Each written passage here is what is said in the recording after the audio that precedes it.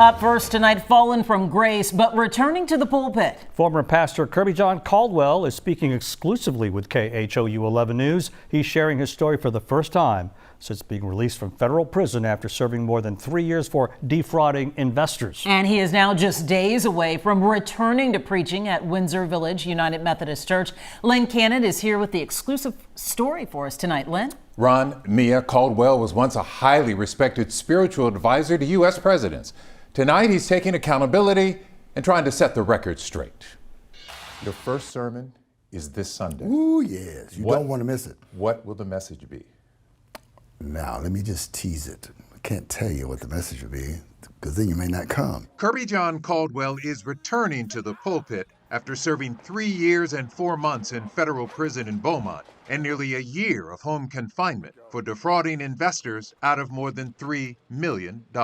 Given what has happened, Yes, sir. do you see yourself in a different light? I am more reflective, and I have a whole lot less money.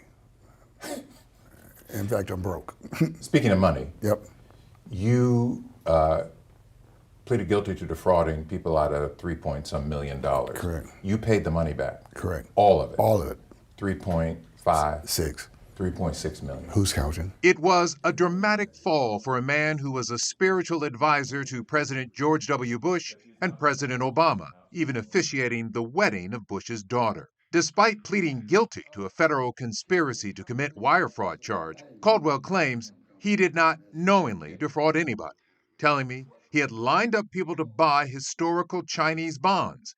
Bonds prosecutors and financial experts agree were worthless. Little did I know that none of those contracts, not one, had a performance date. Therefore, they were not enforceable. So you're saying I did not know that, and I should have known it. you have an MBA I do. from a prestigious university. Absolutely. 50 You years. worked on Wall Street. Exactly, for a year. How could you not know? That's exactly what the court would have said. Precisely. And not only did I not know, the attorney I had working with me did not know either. So you're saying that you didn't intend to defraud people. You thought they were going to get a return on their investment, and you were fooled. Absolutely. I lost money as well, and a lot of it. It seems the congregation has embraced you and forgiven you. Well, hold the phone. I've only been back one Sunday. We'll interview me 3 or 4 months from now, and we'll see about that one. Do you know folks who have not forgiven you?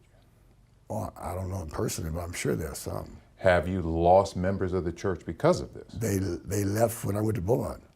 Really? Some did. How many? Don't know. Ask me Monday after Sunday. Forgiveness does not mean forgetting. How do you rebuild trust? One day at a time. We should point out, yes, Caldwell repaid the victims $3.6 million. He was ordered to do so as part of his plea agreement. Also, you may be wondering about his right eye. Here's the deal. He says he had a detached retina, 2 failed surgeries. Now the eye looks like this, sort of like a lazy eye. So here's the next question. What does the former pastor do now that he is free? By the way, his pastorship title stripped once he was indicted. What's next for him as a free man? Much more of my interview with him. Watch it tonight on KHOU 11 Plus. Download on your TV and watch for free. Some would say he is quite the testimony now in a church, though. He would agree, very much so. He's been through a lot. He has. All right, thank you so much, Len.